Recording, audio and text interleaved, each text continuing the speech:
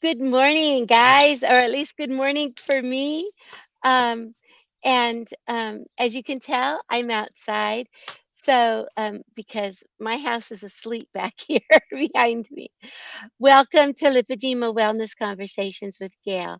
That's me, of course, and friends. And our friend today is Fiona O'Brien. And Fiona, did I spell your name properly? Yeah, you O'Brien? have. Yeah, yeah, Yes. okay. So Fiona O'Brien is an amazing member of our community. She comes to us from New Zealand. And so for her, it is 1 a.m. tomorrow. Wow. So I'm so grateful that you are here, Fiona. Fiona is an advocate for all of us. And she has an amazing story. And so today we're going to share her story. So if you're watching us live, please make sure you put where you're coming from in the comments. I see Kathy's here from New Jersey, the United States. Tell us if Tell us, just give us your first name. Hi, Kathy. If you're watching the replays, just know that we know you're out there watching us, even though it might be a little later.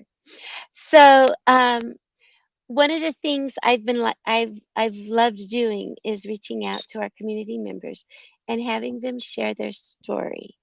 So Fiona, I have a few questions for you, and I promised you they weren't going to be hard questions because it's 1 a.m. in the morning for you. Um, so, but they could be very compelling for our audience. So don't give it too much thought. Just let yourself talk. We want to know how you found out you had lipedema. Thanks, Gail. That's a very interesting question. I found out I had lipedema when I went to some family funerals. So, kind of back up the horse, as we say here in New Zealand, a little bit. My dad was adopted. He was one of 13 children. He was number 12, and his mum died with a 13th child. And he was about, I don't know, 14, 15 months old.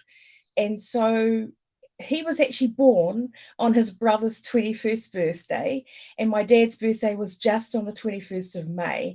And he passed away 4 years ago on that same brother, that they shared the same birthday, they shared the same passing date, albeit 11 years apart, which is pretty incredible. So, my uncle, who was 21 years older, was not the oldest. So, it was a big, well spread family of just the same mum and dad. And so, after his mum dad died, his dad couldn't look after everybody. He had whole little children as well as he had children that were married with their own. So he ended up adopting my dad out when he was about 6, 5, 6, and his dad actually died not that long after the adoption. So dad grew up in a completely different area of New Zealand, away from his siblings, and had a normal life with a wonderful a couple that adopted him and another adopted sister. So he didn't grow up with them. I didn't know my cousins, but we have this thing in our family that if we're invited to a wedding, or indeed a funeral happens and we're able to go, we always go. And so we had, in 2014, there was 6 of them left alive, and 3 died in 1 year. And I know it's a long story, but the first funeral I went to, my cousins, bless them, said to me, we all have this sharp way of saying things. So, what are you going to do about your legs? And I won't never forget that. And we get very protective of our legs. I'm about a stage 3, stage 4, so I don't have pretty, nice legs, but they're there. And I was thinking, I don't know these people, and they're commenting on my legs. So I came home and thought nothing of it. I've always had these legs. And then that was in the January, the second funeral happened about the June, July, somewhere in there. And again, I met those same cousins, and they're sort of like, one of them was actually going through bandaging herself and just going into stockings. And she said to me, so have you done anything about your legs? And I'm thinking, uh oh, I'm in trouble. And I quickly said, yeah, I'm going to the doctor. which was kind of a little bit of those white lies. But I quickly came home and set the appointment for the doctor. And by the time the third funeral came around, I was able to legitimately say, yes, I've been to the doctor. And of course, my doctor knew nothing about what my legs represented. And in Right. fact, she had been my doctor for about 20 years. And, is typical. That's not the only medical person that I've interacted all over that time. I've lots of them, and never once has anyone ever identified lipedema as an issue. So that was my journey, was that. So she said to me, I said to her, my cousins have told me this. I have cousins that have moved from New Zealand to like Australia, where they have, different healthcare than here, as well as within New Zealand, we have this what we call a postcode uh, sort of healthcare system. It's sort of a slang of saying it depends on where you live as to what options you have. And I'm lucky I get compression under my area, but my cousins don't. So that's kind of an interesting thing within our country. And so that was the start of my liver journey. And then they referred me into the hospital to the vascular part, and they kind of identified and needed stockings and compression wear, and they sent me to the man who did the compression. The man who did the compression said, "You can't come and see me until you've been given a prescription." So it was back to what we call the physiotherapists. And then the lady there went through the process of bandaging. So by the time 2014 had ended and into 2015, about midway through, I started to get my compression wear. Wow. Wow. That's that's kind of incredible that It's very incredible. that like you say, you have a sharp way of speaking. I got I it. don't yeah, you got it. I could not imagine someone coming up to me and say, "What are you gonna do about those legs?" I would have said, "Go home and cry." That's what I would have done. Um, but it's aren't you grateful? Oh, absolutely. For some women, when they get their lipedema diagnosis, and look, I understand we're all on a scale, right? For some people, it's really emotionally hard. And I would say that, I got the diagnosis, really didn't understand it. And I saw a TV program, one of those, midday sort of chat show. I'm going Mhm. to say like an Oprah type show, but it was based out of England. And this talk show host went to a hospital setting, and he went with doctors to patient to patient. And I was lucky because for some reason, I don't know why, I videoed one or two of them. Maybe I saw a trailer for it. And he actually went to a young girl with her mother sitting beside her. And I say young, she was in her 20s, and she had lipedema. And it was just incredible. It was like not that long after I got my diagnosis. And I remember watching it and rewatching it and sitting there crying because of what she was saying about her journey. And I think I was crying because it was a bit more real to me, and that I wasn't unique. Actually, I'm not unique because there's actually a whole lot of us out there. 11% of women approximately have this disease, so we aren't Right. unique. So I lost that.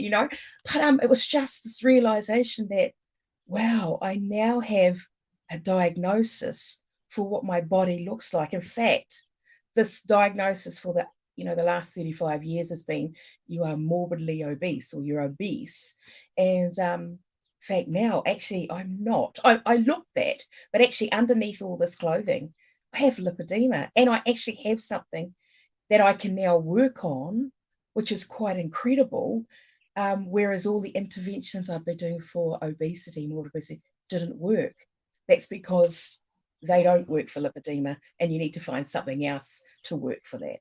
Right. And we now have a different definition of what works because Mm, when we're considered obese, morbidly obese, whatever the term they use, it's demeaning. mm, It goes right into our souls as hard as mm, possible, and it's all our fault is how we're mm, treated. mm, And so mm, we find ourselves in some way we ask that question, why why am I the one who is somehow morally corrupt and I've created this problem for myself? When mm, now we look at it as, okay, this is self care, mm, right? mm, I mean, that's mm, at least that's where mine flipped. It's mm, not like I'm fat and there's something wrong with me. mm, It's now, oh, I have lipedema and now I have to take care of that. So things become trial and error. I tried this. Oh, this works this way, this works that way, and that's helping me. And so it takes, even though it's our responsibility, it takes the blame off of us in our own thought eventually. Not mm, always, but we're mm, actually able to process through it, especially in our community. mm, Do you mm. find? Because we're always, because now we're always sharing information Oh, instead oh, of, we are. right, right. I mean, Yeah. because we constantly, as in part in the community, we're constantly sharing information. And Mm, I'm over here looking at some of the comments, and I know you're on a tablet, and so you might not see the comments pop up. But I have some comments here that I'm just going to share. I'm going to put them across the bottom of the screen so you can see it. Kathy's from Union, New Jersey. She said hers started out of nowhere. I hadn't had any surgeries or anything like that. She noticed weeping on her lower right leg by her ankle. When addressed to a physician's, no one knew what it was. Finally, I was sent to have wrapping done, but I also have lipedema in my thighs, which no wrapping seemed to be helping. And her mobility is getting bad. So that's her beginning story. It just seemed to appear from nowhere.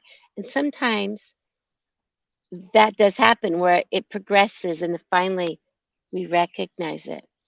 Um, Krista Brown says that, you see, for her it was extremely emotionally hard and increases her mental health situation. And for her speaker, I was misdiagnosed for over 30 years. But there's absolutely no funding, seems like, for this, for the treatment. So yeah, we do have these challenges. One of the things that's wonderful as we face these challenges is we have each other. And Fiona, you talked to me a month ago or so about connecting up with a young person who has lipedema. I And did. I did. yeah, will you tell us a Yes. little bit about that experience? So that came through the lipedema we simplified. The contact was made with Catherine, and Catherine bounced her back to me because she was from New Zealand. And she's a young mum that was actually pregnant with her second child, and she had been gone to the doctor. She was concerned, and the doctor basically brushed her aside. And I totally get that. And I've been working. So yeah, so to continue journey, I put her in with a lymph person who looks after that sort of thing privately, and she's been able to get some help. She's pregnant and able to get some help, and actually that lymph person been able to connect with her doctor to actually give that diagnosis.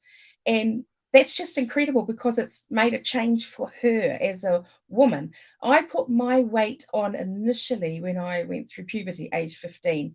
I put on 3 stone in 3 months, which is equivalent to 19 kilos New Zealand and approximately 39 pounds American, which was my first chunk of weight. And so I can understand her age, where she's at, because I remember being her age, being smaller than what I am now, but just how incredible carrying more weight than normal people at that, and that what the challenges were. And a lot at that time, the clothing sizes we went to didn't go up beyond a size 22, maybe 20s, and was a real challenge. So the lymph person I'm working with, we just had an incredible day on Sunday in Auckland, which is our capital. We had a lymph info day. We're part of the Lymph Info Trust. They've brought me on as a trustee now. So they were talking about all the edemas, and they invited me to speak about lipedema. And then I got to do a presentation about that using all the wonderful resources that I've gathered between our group, which is just Right. incredible, and the fat disorders with, the different things we've been learning out of that. And I was also able to give a presentation on self care, which is all those things that we knit together through our community, through what we can do to help each other. So it feels like we're on a roll. And she tells me she's booked a venue for Christchurch, I think about the 12th of August, which is in the South Island, where we're going to continue the rollout around New Zealand about lymphatic issues, including lipedema, which is so much fun. And my husband said women were amazed and impacted by my presentation because there was obviously some connections going on for them, which is Right. just powerful stuff. Right. And you're right. The connections are what we need. We have people. Kathy says, "Where are the specialists?" You can't find anyone, and that's one of the things that we've discovered is that we go to a doctor hoping that the doctor can treat us, help Yep. us find treatment. They don't have. They really can't. The No. treatment comes from the lymphatic specialists, the our physical therapists, our massage therapists. The treatment comes from ourselves, Yes. right? Our Because we are responsible for our skincare. You always talk Yes. about your skincare, and I'm going to let you talk about that in a minute. But we're responsible to make sure that if something isn't working, like let's say our compression doesn't work for us because we can't get it up because our hands aren't strong enough, or we can't put it on by ourselves, that we need help, the lymph pumps, all those things, we're the ones who have to be responsible for making sure we continue to go out and get the proper care. But we don't always have those answers No. because we're not connected to a community who says, oh, and this is what I do. Oh, and this is what I do. And so Lipedema Simplified has that community. I am cold, honey. Absolutely. Absolutely, my Catherine. right. Absolutely. My granddaughter just stepped outside. What's that? I'll come in when you guys are all awake, okay? Self-care. Self-care is really, really important. Right. Okay. Yes, self-care is super important.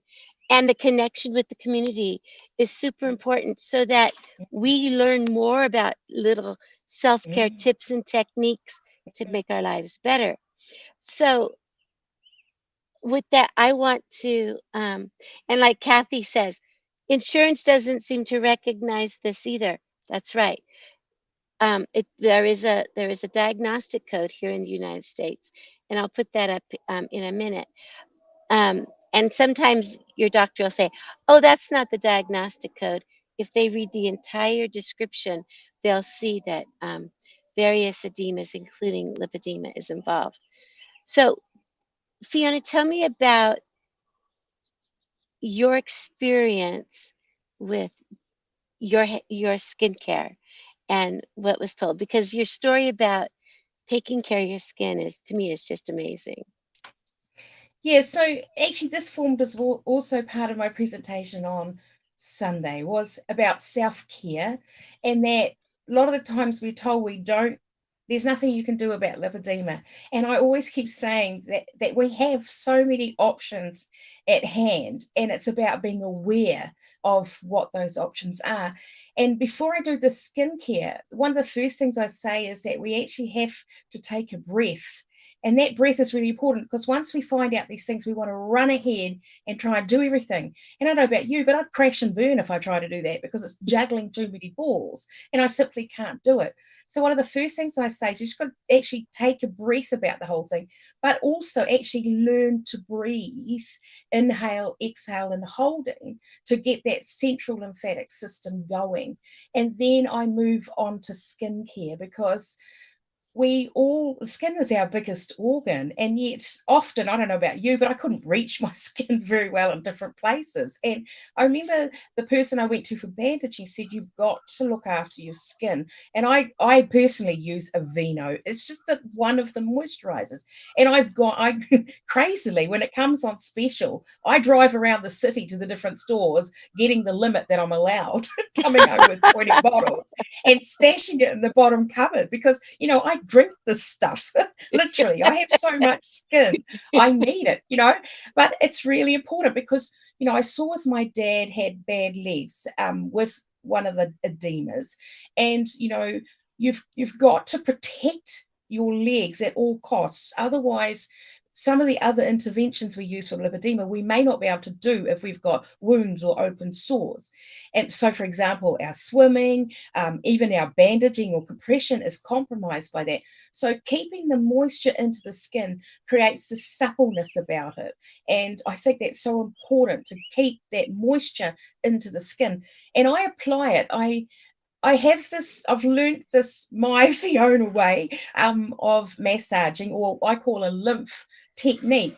And I apply it for my moisturizer, for dry brushing, even in the pool, because I do all my exercise, which I don't call exercise, I call it mental wellness, is in the pool. And I do it and my husband does my legs, because I can't reach them. So every morning before I get out of bed, he will massage me with that moisturizer, and he will work from my knees up my thighs to the groin, and then he'll work from the ankles to the knees, and then the feet to the ankles, then the ankles to the knees, and the knees to the hips. And that's moving that lymph fluid along. So I go one side, and then it turns me over. Sounds really good, doesn't it? To do Sounds that like skincare. fun. I will It tell is you. fun. I will And tell it's made you. a difference. Gail, it's made a difference. I 10 years of that, yeah, and I noticed a difference. Yeah, yeah, yeah. much difference. Your Jeremy is I'm so priceless. lucky. Yeah, You are. You are lucky. yeah, And many of us, like Krista says, I need someone to help me like that. yeah, And it's yeah. true. It's true.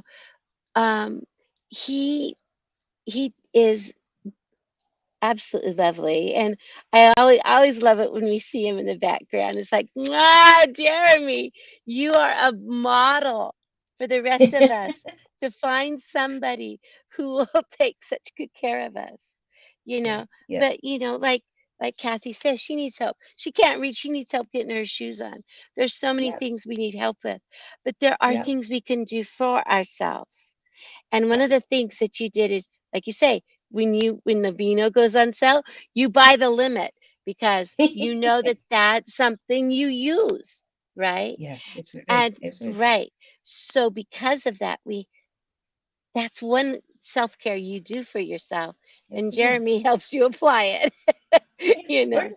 You And know, the other self-cares we can do, I say to people, when we first start, and that doesn't matter what when we start, if that's today, is to take all our measurements, our weight, our body measurements, blood tests with the doctor, and then put it down on a piece of paper. These forms you can fill out, and then put it in the bottom drawer. And I'd like to celebrate with you guys today, because I did that 3 years ago. And when I did it, I was crying, because mhm, this body is big to measure, and it's pretty startling, and it's soul destroying to have measurements where your thighs are bigger than most people's waists. But I did it 3 years ago, and then I looked at it only a month ago, right? And I'm sharing this with you. This is very personal. I don't normally share this stuff, because usually it comes back to bite me. People hold you to it. But I realize I've lost 30 kilos. Now, in your language, that's almost 50 to 60 pounds in weight. Now, I've gone on this journey. Once I realized I had lipedema, I threw away the whole concept of losing weight because lipedema isn't about weight. It's not about the scale. We're trying to, like everyone's wanted us to do it, because that's impossible. This is about a lipedema journey. This is about going to the pool to get that lymphatic massage on my legs 5 mornings a week. It's about eating a bit more keto. I'm not saying I'm completely keto, but I'm on this wonderful bridge where I'm much, much more aware of that high carbohydrate food. It's about the skincare, and inflammation triggers. And I've realized that I've lost that much weight. And it wasn't because of dieting, it was because I was looking after myself in a lipedema way. And none of that cost me any money, in respect of, I said to the guys on Sunday, is that in New Zealand, our healthcare system is in a crisis. We're 4,000 nurses down and more are leaving to go to Australia. We've got an election coming this year where potentially we may have a change of government. And we've gone through this massive overhaul in the health system. Do you think we're going to get any traction for lipedema in at least the next 2 years? And we're not. And I'm not saying that from a political motivation. I'm saying we need to step back and say to ourselves, you know what? I don't need the system right now. I've got 2 years ahead of me, if it's today is my start, where I can do self-care. And maybe I might be like Fiona and lose, a little bit of weight, a little bit of body measurement, around all this area by what I'm doing, or might move more than she has. But you know what? Actually, there's a consequence to what we're doing. And it's a really good consequence, because we now have tools that we can use. And part of that is also turning up and showing up to all the Right, occasions we can within, for example, Tribe and our 3-day right, events and stuff. But you know what? right. I'm celebrating right now. I've never, ever in my life lost 30 kilos, 60 pounds, or whatever that is. I've never lost that. I Oh can't my believe it. I gosh. thought I thought the elastic in my pants had gone. I still think that, but don't You tell still think, anyone. you know, come on, right, guys. We can do self-care without having to rely on the insurance company. Yes, they're going to have to play a part, but lipedema is growing in attraction and awareness. It's still got to, there's going to be time to get the insurance companies and stuff on board, but we can do so much ourselves. right, Yeah. right. We can, and that's why when we talk about, we always use the word, well, this isn't working, or that isn't working, or this doesn't work for me. That putting things aside and taking a look at the long term, and not just, maybe it hasn't worked for me this week. Maybe we have to really look at the long, because we want a magic pill. We want, Mm, a magic bullet that will just take this all away from us. It's mm, not going to happen. What we have to do is turn to our heart and turn to our community for that support in that direction. So yeah, that's amazing to think. I've got 2 years ahead of me where I have to come first, and I'm taking care of myself, yeah, yeah. and that's just amazing. And with that, and you say, we're gaining traction. So I want Mm, to share with the community, we have a couple of really exciting things coming up next month in June. And the first thing that we have coming up in June is our Lipedema Challenge. And I'm going to put the link to this in the comments. The Lipedema Challenge.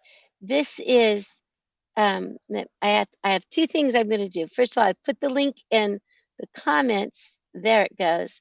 And now I'm going to put the dates underneath us.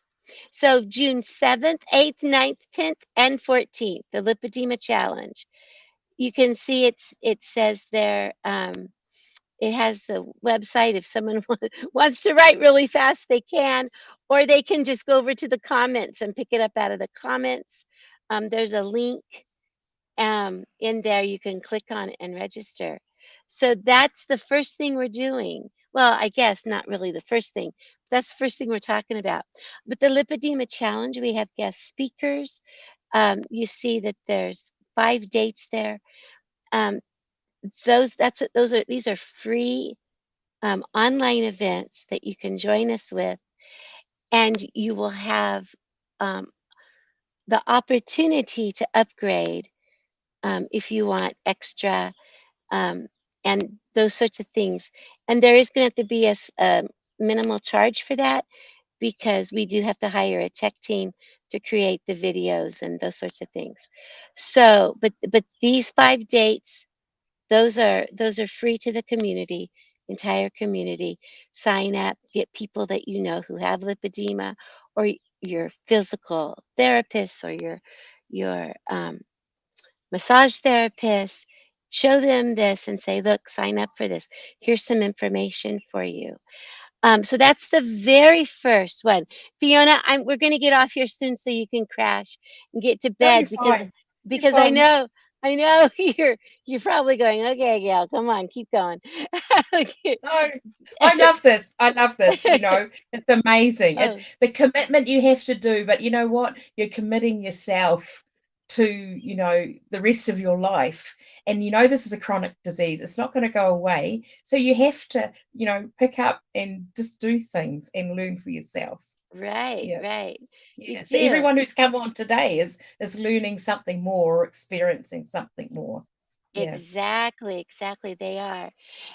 And so that's our Lipedema Awareness Month challenge. And then we have another fabulous happening. And Fiona, I know you're excited. I know you're excited about this because what we have besides that, and this is spectacular, I am thrilled beyond belief. We are having get togethers, physical, in person get togethers. We have been online since 2020. Um, the pandemic put us online. We were going to have a physical, in person um, conference in October of 2020. Well, March of 2020 shut us down, right? And so we weren't able to have our in person event. Well, now we're having in person events. We're having what we call tribers at the table. We're coming together and we are meeting in small groups all over, really all over the world. Fiona is having a small group. I'm having a small group, right? Catherine's having a small group. Catherine's doing hers in the Boston area. I'm in the Boise, Idaho area. Fiona's in New Zealand. We're all having these small groups. They're on different dates throughout the month of June. This is part of our Lipedema Awareness Month events. We have one happening in the Sacramento, California area. We're having one in North Carolina. We are having one in Winnipeg, Canada with Iris. She's opening her home. We are doing all these to meet you so you can come to us and get together, meet for a few hours, have a cup of tea or coffee or water, have a snack. We're meeting all over the place. And so I put in the link to register for that. When you pull it up, when you pull up the registration page, you will find the list of all the different events. Register for one of those. Go to one of those if you can. And when you register, then we'll get your contact information. And here, Jeannie Lewis. We have two Jeannie Lewises, by the way, Jeannie. We have one in Colorado. She's going to go to the one Siobhan's running in Denver. Our own Siobhan. Siobhan Huggins, our major researcher lady, youngster. She's like 26 or 27. We never know because she never tells us when her birthday is, right? So she's going to be in Denver, Colorado. So one genie's going there, and the other genie, Lewis, is going to the one in Sacramento with Kristen and uh, I can't remember who's running it with Kristen. Oh my gosh, I can't believe I don't. And then Fiona, do you have anybody coming to see you? Well, I'm at the weekend on Sunday. I said to everyone the 24th of June and off the Waikato Expressway. So it's on the motorway from Auckland, from Hamilton, from Tauranga, Rotorua. We're meeting in a cafe called Zenda's and in the afternoon, and again for people to register. So I sort of have been announcing it there and a few other places because I'd like to that it was just me, not just me and my husband. There's always Well, that fear, and so I'm encouraging. And you know what? I have had some encouraging remarks, and which is just fantastic. And some people have said to me, give it to me, we'll put it on Facebook and see where it goes, and it would be lovely to right. have a community. It's a lovely big car park. I actually have a mobility scooter. So what we're going to do is we're going to put me inside. I can walk little distances, but if anyone needs to use my mobility scooter from their car to come in, we're going to have that available too. So please don't let that be an issue for you. Yeah, so and it's lovely. It's kind of in the countryside as well. So yeah, looking forward to it. It sounds fabulous. And for me, what's one of the things that I've heard from everybody is we need to make sure that there's plenty of parking. So we've all made sure there's plenty of parking. Many of us have mobility issues, so we've made sure that there are no stairs that you must go up, that it's Yeah, easy access. We've made sure that we find locations, we don't, these are just locations we have. We're holding them in places where you don't pay. You get your glass of water, whatever. So these are easy access. Some of the groups might have 3 or 4 people, some might have 10. Fiona's gonna have a whole banging place I going, don't and know. I can't, you know.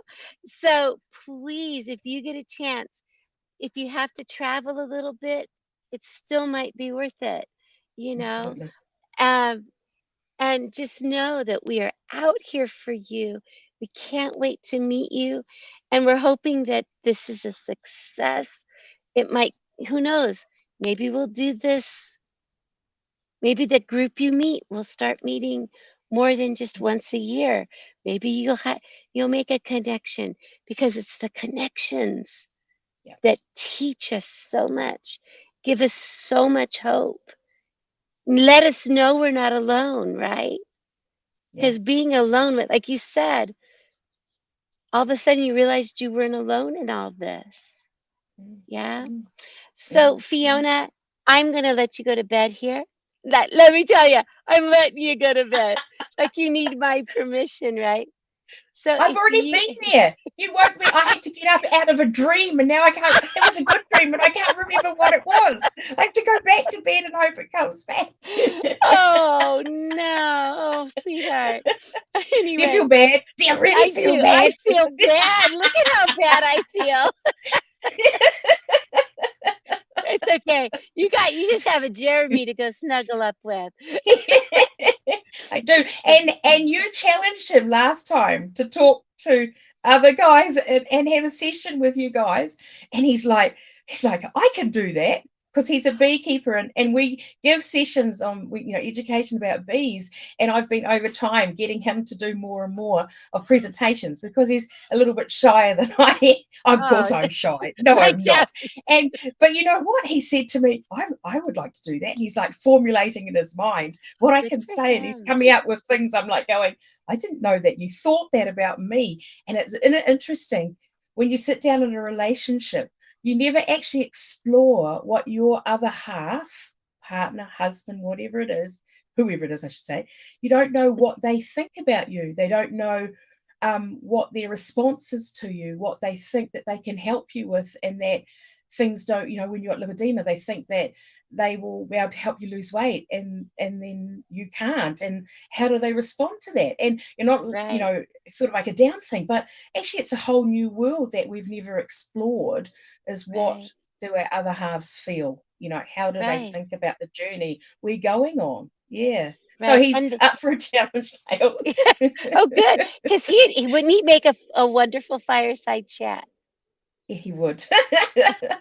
Yeah, yeah. And then you'll make some money because you'll rent him out. Oh, I don't think so. He needs to go and look after his bees. Oh, that's true. Yeah, that's true. Yeah, he's got to bring home the money, right? He's got to bring. So that I can go out doing this for free. True. Hey, what do you think? I'm the same way, Yeah, So, exactly. Fiona, one of the things I always ask my guests, and I'd like to do it at the end, um, because it might have been you who used these terms for me. If you had a message that you would want echoed around the world, if we could just echo it just over and over so everybody heard it, what would that be? Oh, it's the one I gave on Sunday and I'm using to go forward.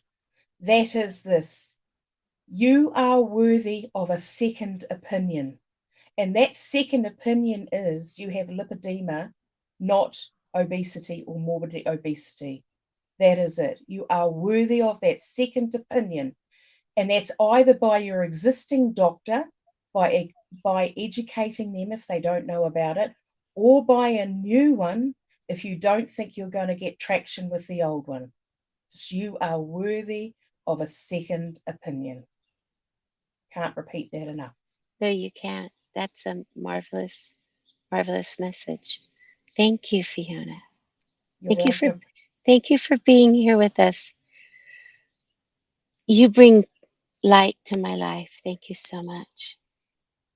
And with that, to everyone who's listening right now, hope you have a wonderful day. You're not alone out there. We're here, and not just the two of us, but our whole entire community. And you're not here alone. And there's hope because we're making sure that we give hope to each other and to ourselves. You are worthy of a second opinion. Everyone have a great day. Bye. Bye Thank you, bye. everyone. Bye. Bye, Fiona. It's day Bye. on mine.